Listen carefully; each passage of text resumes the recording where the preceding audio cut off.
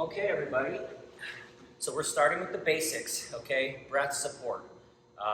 Let's start with those two terms, okay? We're going to start with the breath. We're just going to breathe. Inhale and exhale.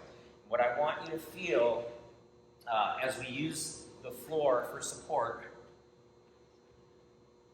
okay? We want to make sure that our spine is neutral throughout, okay? So if you can't lay on the ground without getting your head in a neutral position, then please get some type of a headrest that keeps your chin tucked so that you can have a direct air path. From here, we're going to use the floor as our tool, okay? When you breathe, we're going to take 5 breaths here. When you breathe, I want to feel the expansion of the abdominal wall, okay? Primarily in the back, I want you to feel that pressure against the floor. And I want to feel the expansion in 360 degrees. This is the intra-abdominal pressure that we've been talking about. So we take 5 breaths. Feel the belly rise. Feel that expansion into the floor. 2 more breaths.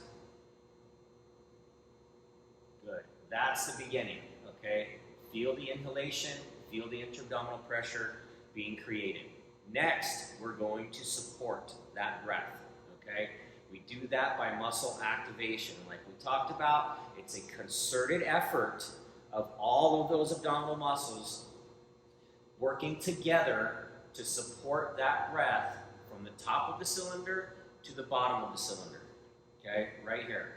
So we're going to take a breath, feel that expansion. And now we're going to see if you can hold that belly high and keep that pressure into the floor as you breathe. This should be challenging, okay? You're trying to just keep that pressurization.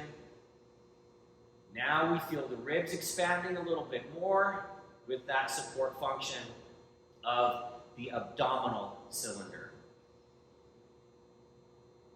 Good. 2 more breaths. Try to keep that pressure. Try to keep your lower back pressed into the floor. Feel the ribs expanding outward. Excellent. Now we're going to give you some challenge, okay? This is where it gets hard. We're going to start off really challenging, really difficult, so you can see how hard it is to support that breath under a new demand, okay? After that, we'll take it back, regress a little bit, and work ourselves back into that more challenging position. So, same thing, take a breath.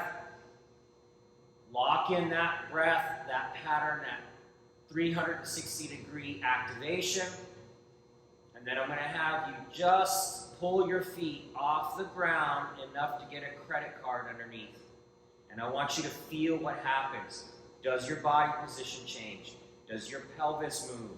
Or are you able to maintain that contact with the floor? That's important right now, okay? This should be really hard. Your body might be shaking. That's okay. See if you can take 3 breaths with that same expansion through the lower abdominal wall into the floor.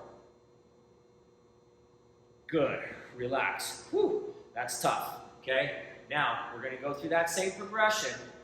Okay? But we're going to move the limbs into a different position to make it a little bit easier to feel that expansion through the core. Okay? Same thing. Start with the breath. Right? This is breath support. So here we go. Nice expansion through that lower abdominal wall. 2 more breaths. Lock it in. You can use your hands to feel that expansion like a drum is tight here. Increase that demand by pulling the feet off the ground. Feel the difference in activation here. Good. Take a breath. Now, bring those legs up into a higher position. In this position, you should really be able to feel yourself connected with the floor. And now we're going to breathe. Your thighs give you another external cue. Breathe into the thighs, breathe into the floor. This is that 360-degree expansion that you saw in this slide a few slides ago. Breathe. Good. Now, you should feel that lower contact with the floor and your lower back. We're going to see if we can maintain that, and you will feel this increase of activation along that abdominal cylinder as we try to take the feet right back into that hover position. Feel what happens. Are you able to maintain, or do you start to get a loss in posture? This is what's important, and this is what we're going to work on, is strengthening our ability to hold that posture under these higher demands, whether it's the limbs moving or whether we're trying to hit a higher pitch. Okay? If we need to, we can regress this to an easier position. Okay? One leg at a time. Again, feeling that increase of activation as the demand increases. This is going to become really important later when we talk about different pitch. Okay? This is an easier version of this. If you start to get proficient at this and you can maintain that cylinder, now we can start to increase that demand. Okay? The goal here is to maintain your posture and maintain that 360-degree expansion through the core. Okay? Excellent. To show you from a different position, okay, we want to make sure that when we're in this position, we do not want to be closed off or internally rotated in the hip. What that does is it limits our access to the pelvic floor, or the bottom half of that cylinder. Okay? So we want to make sure that we have abduction and external rotation in the hip. This gives us access to that entire cylinder. Okay? When we're breathing here, you want to feel that expansion into the thighs and into the floor. Okay? Those are really important.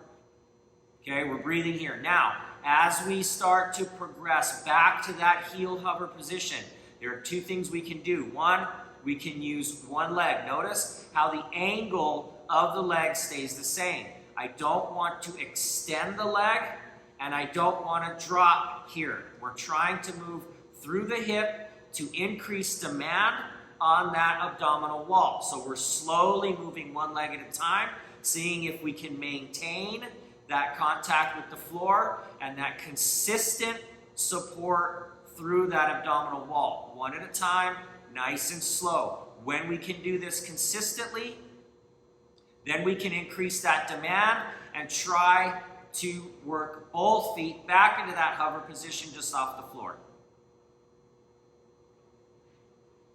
Again, from the side view.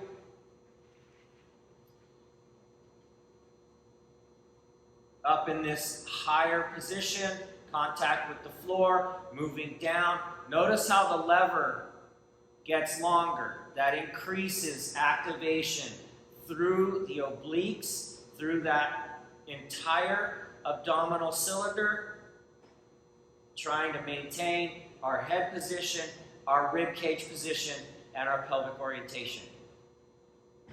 Okay, you guys, so we're back here. I've got Jessica here. We're going to model the same progressions that we went through, and I'm going to point out some of the faults that you might feel or see if you're doing this with other people. First thing I talked about was the head. A lot of people can't lay down on the floor with a neutral head position, so you can see how we will end up in this extended position. This is not ideal for breath. Imagine if she was standing up. This would be pretty restrictive as far as breathing is concerned. So if you need to, get yourself a headrest, and you can see how much more neutral that head position is. Jess is good at this, so she doesn't need that. So just to start with that, okay? So nice neutral position here, okay? We're breathing, okay? The first thing we might see is this upper chest breathing, right? Yeah, this is not ideal, okay? So when we breathe, you notice how she loses support through here. We're going to change that, where when we breathe, we start with that lower abdominal breath. This ensures that the diaphragm is descending and that the pelvic floor is resisting that descent. What creates this pressure, this 360-degree expansion, like we showed in the slides before. Okay, so breaths here. We'll get a couple of breaths. You can see this nice, beautiful expansion. Nice, easy breaths through the nose right now. Okay, we're working on becoming aware of this abdominal cylinder. Okay, so now we're going to activate the muscles and support that breath. So she's going to take an inhale and create some tension. Notice how that muscle activation locks in here, and she'll hold and breathe through this, trying to maintain that. You can see the ribs expanding Very nice, okay? Here's some of the things that we do when we start to increase demand. We're going to start with that challenging one. So we're going to peel the feet just off the floor. Good, okay? Notice how she's able to maintain this. Notice that increased level of activity. She's working hard here, right? Go ahead and relax for a sec.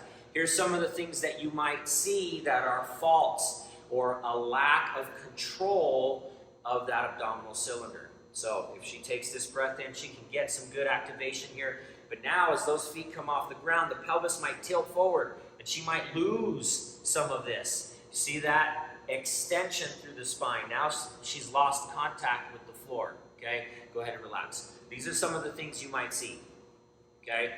Next progression, right? We're taking a couple of breaths. We're activating here. We're going to bring those legs all the way up into this position. Good. So the knees will be slightly bent, slight abduction, external rotation in the hip. Notice this nice cylindrical shape. This is what we're looking for, just like we showed you in the slides, okay? As we start to increase this demand, the muscles might overtake our ability to stabilize here, and we might see the same fault. So as those legs come down, notice how the ribs flare, we lose contact with the floor. This is where we need to work on strengthening this position. So if that's too challenging with two legs, then we take one leg at a time. Nice. Able to maintain. When we can get proficient at this and continue to do this consistently, then we can start to add that demand. This becomes really challenging for the core. Excellent way to support that breath. Go ahead and relax. Nice work. Okay, so those are some of the common faults that you want to look for in yourself, or if you're working with someone else, pay attention to these things. These are indications of losing that support system that we need when we're in that high demand.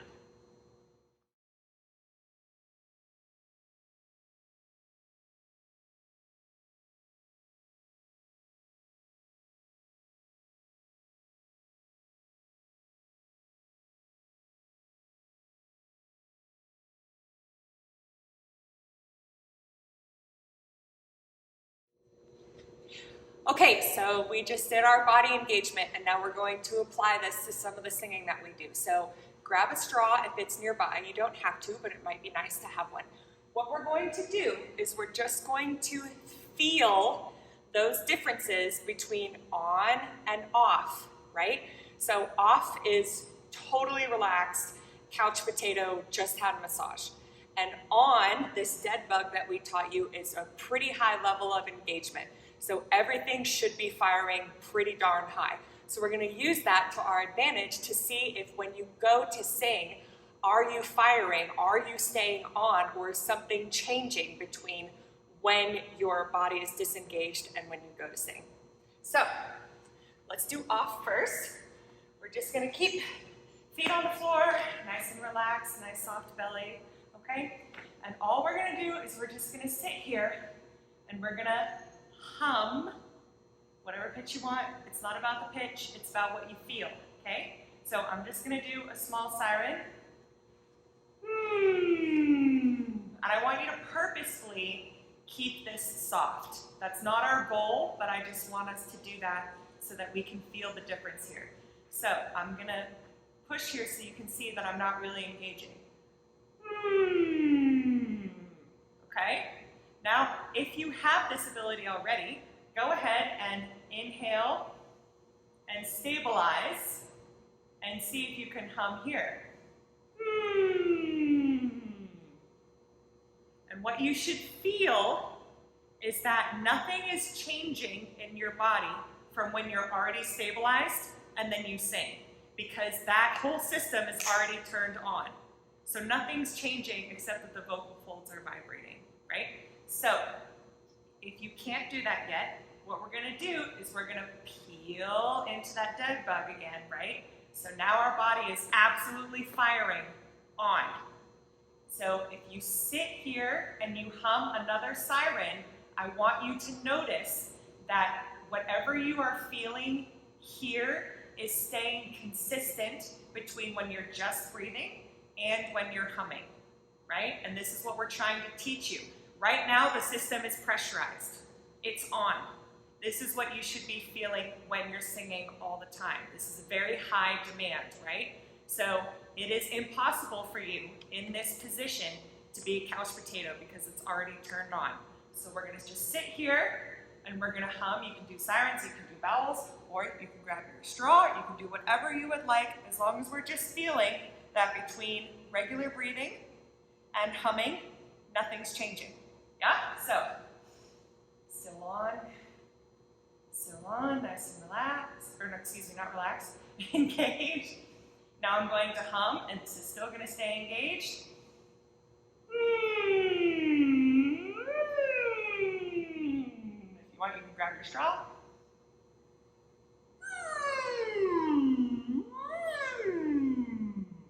So this may seem simple, but this is going to be really important later because I can guarantee that a lot of you guys right now may not know this, but that your body is not turning on like that when you go to sing. So the point that we're trying to make here is that the body can be fired and should be fired before the sound is put into it. So this first exercise is really, really important.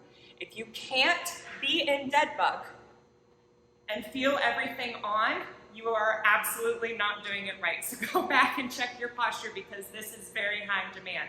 And this is extremely high demand. If I hold, I mean, you can see me shaking a little bit here, right? This is really hard. So again, we're not gonna sing rep or anything in this position. This is just to show you what that should be feeling like when we're humming in our body.